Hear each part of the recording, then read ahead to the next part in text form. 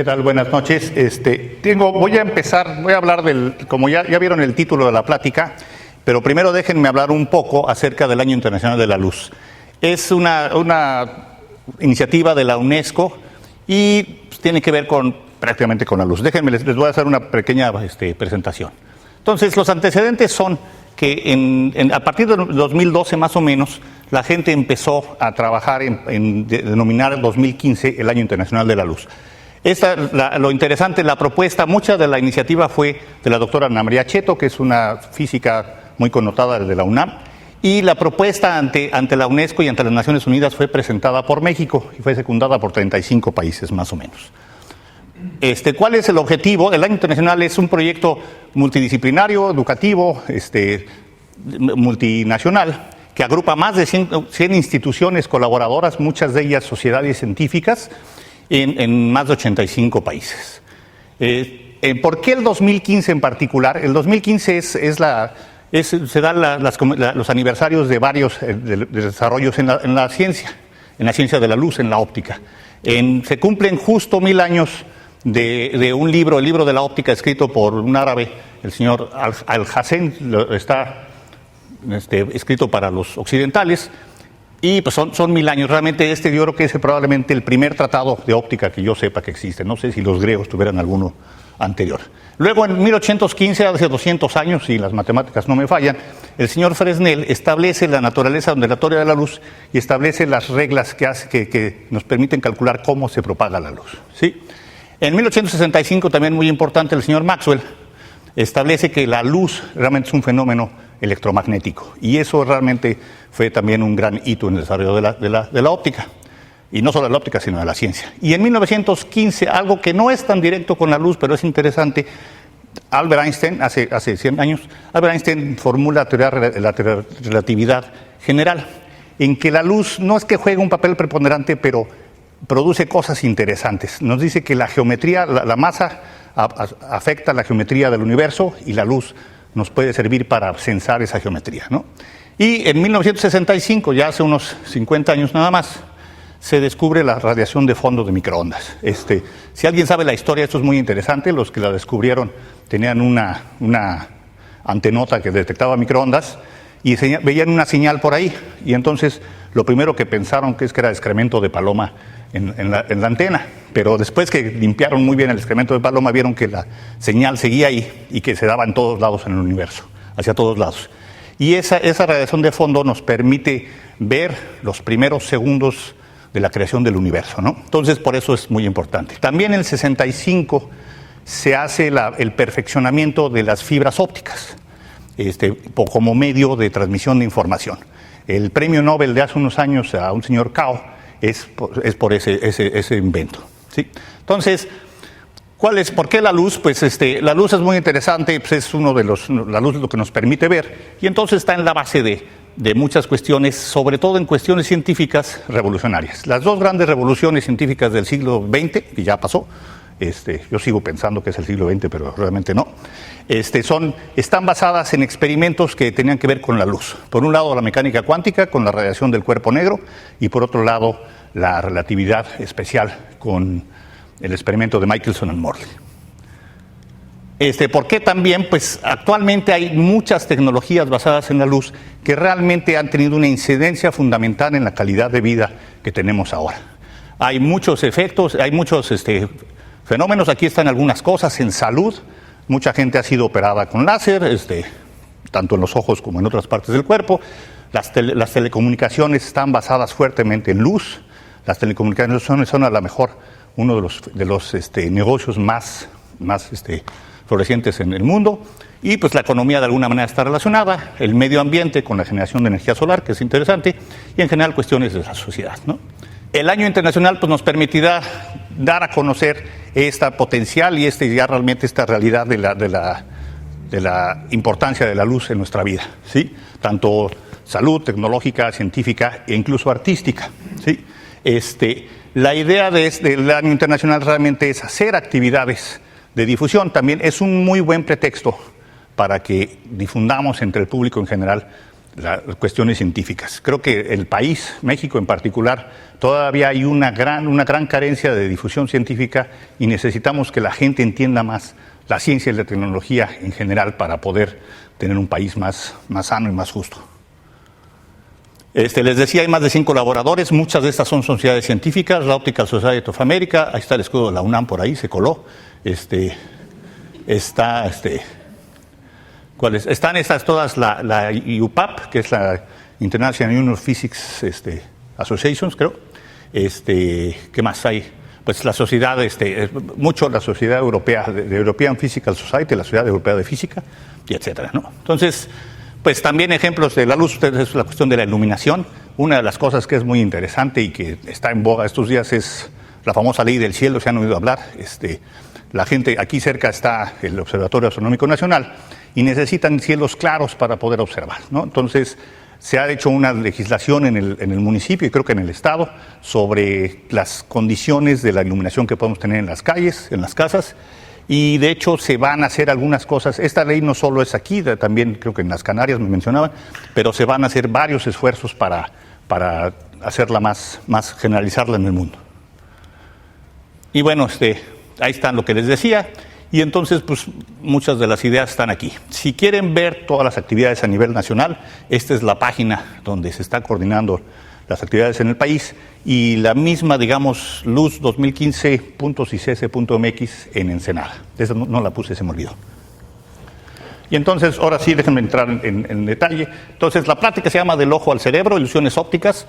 Tendría que empezar por una serie de disclaimers, dirían en inglés. No soy fisiologista, no sé mucho de fisiología, pero la idea es explicar un poco y mostrarles, más que explicarles, mostrarles algunas ilusiones ópticas, explicar de dónde vienen más o menos y picarles un poco la curiosidad. Al final de la plática, allá afuera, creo que algunos ya vieron, hay una exhibición montada por los estudiantes de los capítulos de la Sociedad Óptica de Estados Unidos, americana, y los estudiantes van a estar por aquí y les pueden contestar preguntas. Entonces, ese es mi nombre y trabajo en el CICESE, ¿no? Que tiene ese nombre largo, me tardo media hora en leerlo, así que mejor no. Entonces, ¿de qué se trata la plática? Se trata de algo muy simple, ilusiones ópticas, ¿no? Si el video ahorita empieza, si ven, por ejemplo, es un tipo de ilusión óptica. Esto es algo, ahorita lo ven ahí como unos huecos, y sin embargo es un efecto, es un cuerpo que tiene convexo, es un cuerpo convexo, pero se ve cóncavo, ¿sí?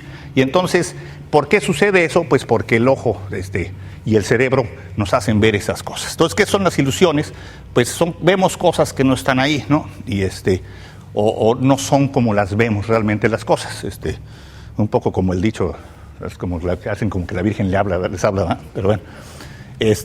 Y tiene que ver, lo que quiero explicar un poco, es el proceso de visión y que involucra al ojo y al cerebro. Hay una parte fisiológica, digamos, una parte óptica, que es la que más o menos yo sé cómo funciona, y hay una parte que tiene que ver con cómo funciona el cerebro, que es así, yo no me voy a meter. Si hay algún neurólogo en el público y sabe más que yo, pues adelante, ¿no? Entonces, pues el ojo humano, ahí está una foto de un ojo, ese decimos, vamos por partes, como dijera Jack el Destripador, ¿no? Así decía. Entonces, ahí está un diagrama del ojo. Ahí está un diagrama del ojo. Tiene diferentes, es un cuerpo bastante complejo el ojo humano. Tiene, entre otras cosas, tiene el cristalino, que es una lente, tiene la pupila, tiene el iris, la córnea, que es la capa más externa, y en la parte de atrás, es la parte interesante, tiene la retina, y tiene el nervio óptico, y tiene una cosa aquí que se llama la fobia central, ¿no? Entonces, ¿qué es el ojo? Pues el ojo es una cámara fotográfica, es el equivalente.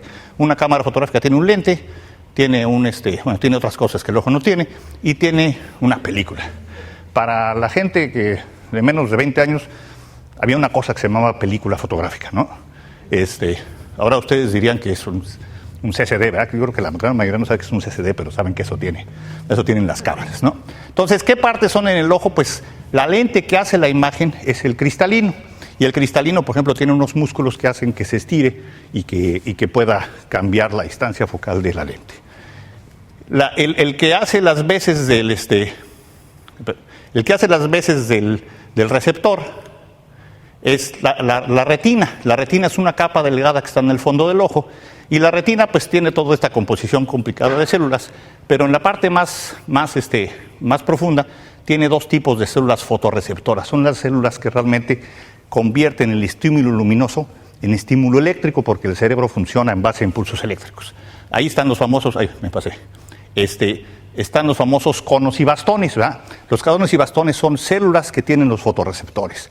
La sustancia química que hace el proceso de recepción es la rodopsina, que es una molécula grande, es una proteína, que tiene la propiedad de cuando incide luz, se dobla la molécula. Y al doblarse la molécula, permite el paso de protones, de cargas eléctricas en las membranas de las células, y eso de alguna manera genera corrientes que se van al nervio óptico. Enfrente exactamente es muy interesante. Los conos son responsables de la visión de color, y de hecho hay conos especializados para varios colores de la luz, y los bastones son responsables de la visión en blanco y negro, digamos. En general los bastones son muy sensibles a la luz, y entonces en condiciones de baja luz, los que entran en acción son los bastones, y los conos son los que son sensibles al color y necesitan un poco más de luz para funcionar. En la fóvea, que es este hoyito que está aquí, que está exactamente enfrente del cristalino, es donde hay la mayor acumulación de conos, y entonces la visión de color está localizada alrededor de la fóvea. Y está el nervio óptico, que es el que lleva la información al resto del cerebro, y donde entra el nervio óptico al cuerpo, hay un punto ciego. La retina no tiene receptores ahí. Es una prueba típica que alguna vez pueden hacer, que es típica, que sin mover el ojo ven su dedo y en algún momento desaparece, ¿sí? Ese es el punto ciego. Alguna vez me hicieron la prueba y yo me espanté y tengo el punto ciego, ¿no? Entonces les decía, la retina es como el sensor, y pues lo que hace el ojo es convertir la imagen de luz a pulsos eléctricos, ¿no? ¿A dónde va la información? Pues la información va al cerebro. ¿De qué manera? Pues la mayoría de nosotros tiene dos ojos, ¿verdad? Creo que nunca he visto uno con tres, pero con uno creo que sí. Entonces, los dos ojos están conectados por sus respectivos nervios ópticos, y estos se cruzan en una cosa que se llama el quiasma óptico y van a la parte de atrás del cerebro, y entonces tenemos ya las neuronas que procesan la información en esta parte y en esta parte de acá. No voy a dar mucho detalle, pero así es como funciona. Ahorita van a ver cómo se distribuye la información entre los ojos, entre los hemisferios, ¿no? Y entonces ahí es donde pasa todo. ¿Y qué hace el cerebro? Pues el proceso lo que hace es procesar la información. Entonces, mucho de lo que vayamos a ver sobre las ilusiones realmente tiene que ver con lo que pasa acá adentro. Y yo, como les decía, ahí sí yo no me meto, ¿no? Es más o menos, es bastante complicado, y de hecho, yo leyendo las explicaciones que hay para muchas de estas, realmente las explicaciones no son perfectamente concluyentes. Un aspecto, les decía, muy importante es que tenemos dos ojos, y tenemos dos ojos situados a los lados de la cara, ¿verdad? Si los tuviéramos arriba y abajo sería una cosa más divertida, pero las tenemos a los lados, ¿no? Y entonces esta visión binocular lo que nos permite, es algo muy importante, es la percepción de la distancia, ¿sí? Y entonces, este es un diagramita que me encontré. Cuando estamos viendo hacia enfrente, cada ojo tiene un campo de visión, y parte del campo de visión, dependiendo en dónde pega en la retina, esa información se va a un lado del cerebro o a otro. Cuando movemos los ojos para enfocar algo a un lado, los dos ojos, por cierto, se tienen que mover al mismo tiempo. Hay gente que eso no sucede, ¿verdad? Pero espero no herir susceptibilidades. Entonces, cuando hacemos eso, por ejemplo, nos movemos hacia la derecha, la información de ambos ojos se va a la parte izquierda del cerebro, y ahí se procesa, y cuando nos movemos hacia el otro lado, se procesa hacia el otro lado, ¿no? Como les decía, ustedes pueden hacer un ejercicio muy sencillo. Vean a la pantalla y cierran un ojo y cierran el otro alternadamente. Ven que las imágenes que ven pues son ligeramente diferentes. El cerebro junta esas dos imágenes diferentes y hace una sola imagen. ¿Alguna vez vieron estos view-graphs que veían cosas en 3 dimensiones? Pues es eso, son dos imágenes diferentes tomadas con paralaje, se llama, con diferente posición, ¿no? El cerebro, les digo, procesa las dos imágenes. ¿Y qué pasa si me falta una? Pues pasan este tipo de cosas, ¿eh? Ese es un experimento que pueden hacer. Nada más pónganse zapatos, porque si no se queman los pies. Y no todos, ahora la otra cosa interesante, no todos los seres vivos tienen visión binocular. Digo, ahí puse un camaleón, ¿se han visto el camaleón? Mueve los ojos. Y los ojos no apuntan en la misma dirección.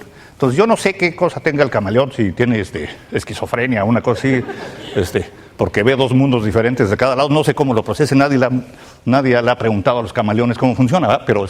Pero realmente la visión binocular tiene que ver con los humanos y con algunos otros animales. Hay otras señales que nos enseñan que el cerebro aprende a medir distancias, no solo el paralaje. Entonces, una de esas es el esparcimiento, lo que la gente llamaría el efecto Tyndall. Y es que lo siguiente, cuando uno está, por ejemplo, en un paisaje, está viendo las montañas, lo que hay en medio, por ejemplo, la humedad en el aire, partículas de polvo, etcétera, esparcen la luz en diferentes direcciones. Y el cerebro procesa la cantidad de esparcimiento como distancia. Si alguien hace montañismo, cuando van a una montaña muy alta, en condiciones muy, muy secas, van a ver que las montañas se ven muy cerca. Ahora estaba pensando en eso y justo aquí se ve clarísimo cuando ven la isla, ¿no? Si se ve en un día de verano que el mar tiene cierta temperatura, la isla se ve a cierta distancia. En invierno, que el aire es muy seco y hay muy poco esparcimiento, la isla se ve muy cerca. No sé si eso se les haya pasado. Es clarísimo. Le dice, ¡ay, la isla está aquí! Eso en la montaña puede tener consecuencias desastrosas. Porque pues vamos para allá, no nos tardamos nada, ¿no? Y entonces eso es algo que el cerebro tiene también ya por ahí programado. Y es el tipo de cosas que tienen que ver con cómo lo podemos engañar con las ilusiones. Y eso lo veremos un poquito. Otro factor importante también es el tiempo de respuesta del ojo. El tiempo de respuesta del ojo es muy lento, es de milisegundos. ¿Qué significa el tiempo de respuesta? Yo pongo una luz, la quito y el ojo tarda un rato en ya no ver la luz. ¿Dónde se manifiesta eso? Pues en el cine, ¿no? El cine son 24 cuadros por minuto, 24 fotos ligeramente diferentes, y lo que uno ve es un proceso continuo. ¿Sí? Ahí puse la mano de Esas son no sé cuántas fotos sean, pero claramente se ve el movimiento. El cerebro procesa eso como un continuo, ¿no?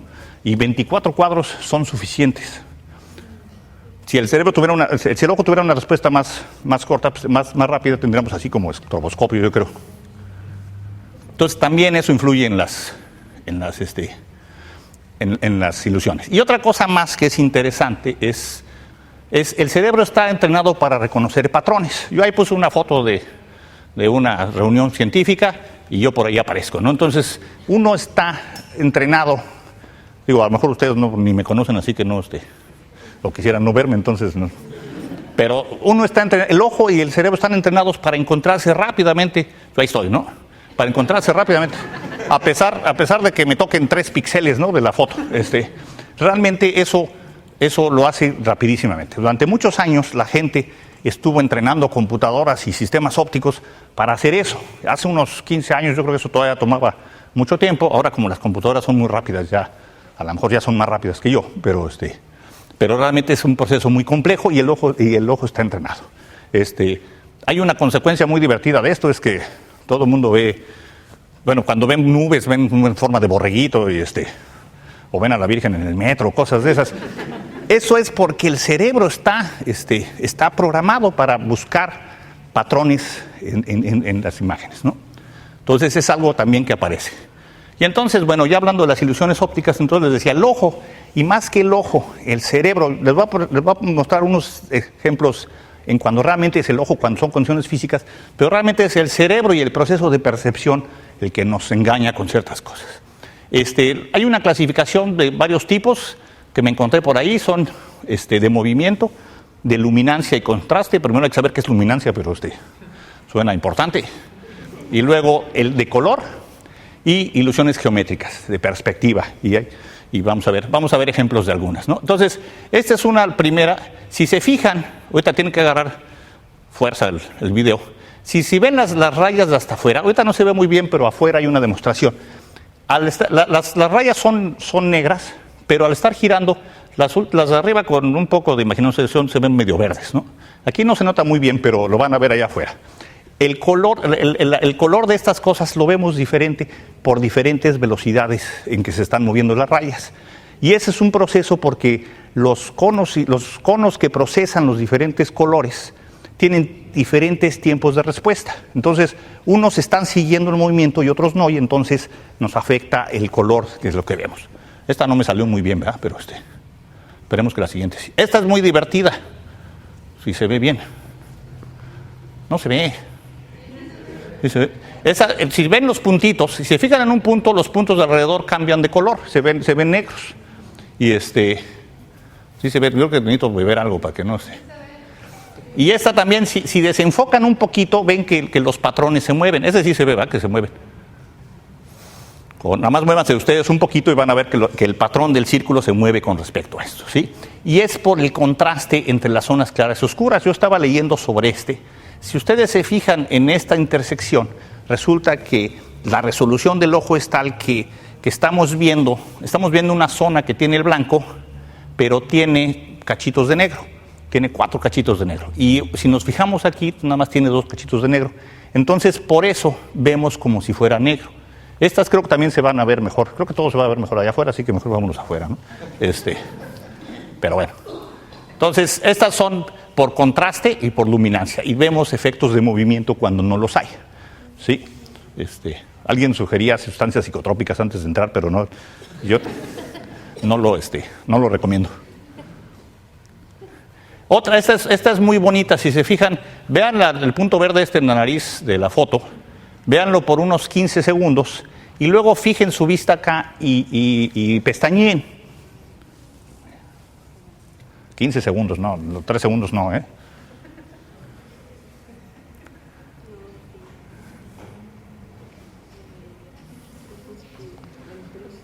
Se ve esta imagen en positivo, ¿no? Y también es un efecto de saturación del ojo, o sea, el ojo está recibiendo la información, se queda saturado, y cuando nos movemos al blanco, vemos el opuesto de alguna manera. ¿Sí? ¿La puedo pasar? Las ilusiones geométricas también son muy divertidas. Por ejemplo, el tamaño de estas 3 figuras, ¿cómo creen que sea? Es exactamente el mismo, pero como estamos pintando algo con perspectiva atrás, pues algo que está más enfrente se ve más chiquito y algo que está más allá se ve... Pero si van y miden la pantalla, van a ver que exactamente mide lo mismo, ¿no? Esta es otra también divertida. ¿Cómo se ven las rayas moradas? Se ven como chuecas, ¿verdad? Y entonces el que esté en este patrón circular alrededor nos afecta la percepción de las líneas, ¿sí? Es algo interesante. Este es también muy divertido. El círculo de adentro de aquí y el círculo de adentro de acá son exactamente del mismo lado, del mismo tamaño, perdón. Y entonces, de qué tamaño los vemos lo afecta lo que esté alrededor. Es algo muy realmente uno dice, pues es más grandote, pero yo lo medí en la pantalla. Pueden ir a medirlo en mi pantalla. Entonces, en este caso lo que sucede es que el entorno modifica nuestra percepción de los objetos. De estas hay un chorro, creo que afuera van a ver unas. Hay la típica, también tienen 2 paralelas y ponen ponen otro patrón atrás, y entonces las paralelas se ven chuecas, ¿no? Otra, también ve uno cosas que no están ahí. Si se fijan ahí, claramente uno ve un triángulo que es más claro que esto. Ven, esto se ve más claro que esto, eso es así clarísimo. Y sin embargo, no hay tal. Eso es lo que les decía, el cerebro está entrenado para reconocer patrones. Estas cosas le dan la idea al cerebro, ahí hay un triángulo. No hay, pero el cerebro se forza a que está, ¿no?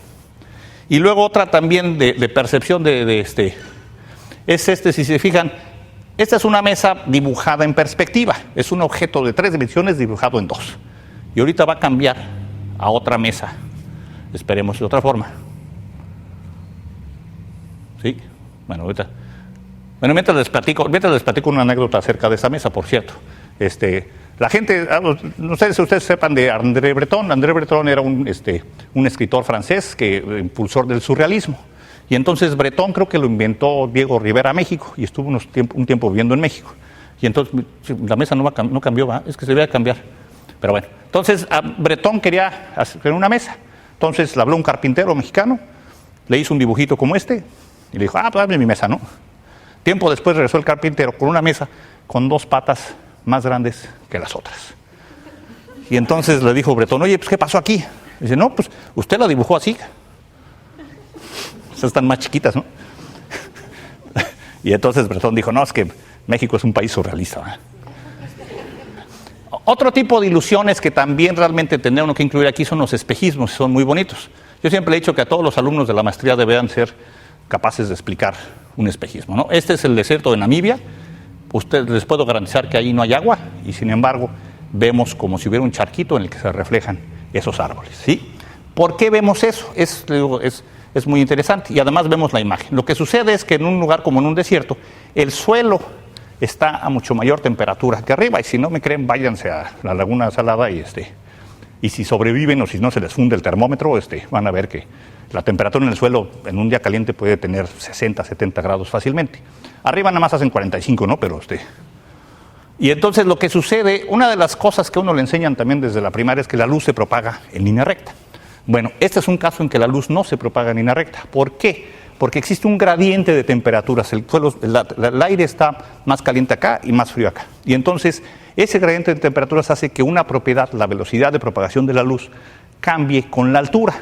Y eso hace que un haz de luz se propague en una línea curva. Y entonces lo que sucede es que la parte que va arriba vemos un haz de luz que va en línea recta y por eso vemos a la palmera o lo que sea ahí arriba, pero otra parte de la luz que debería irse para acá y no deberíamos de ver, viaja en una línea que no es recta y entonces llega al ojo. Y entonces llega al ojo y el ojo está otra vez entrenado a pensar que la luz viaja en línea recta y entonces lo ve como si estuviera acá abajo.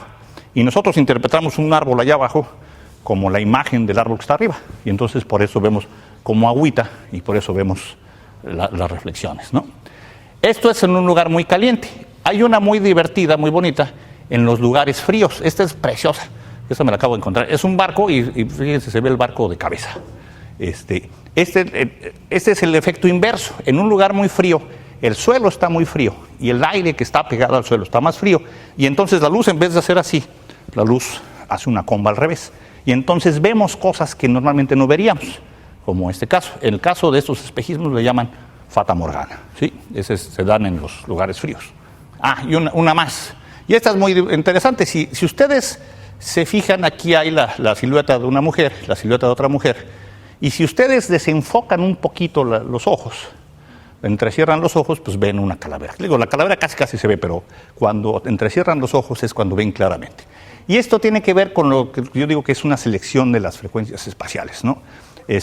Cuando uno ve con toda nitidez, trata de ver con toda nitidez, ve uno las imágenes y las imágenes adentro, y cuando ve uno no tan nítido, se ve la imagen de afuera. Hay miles de efectos de estos.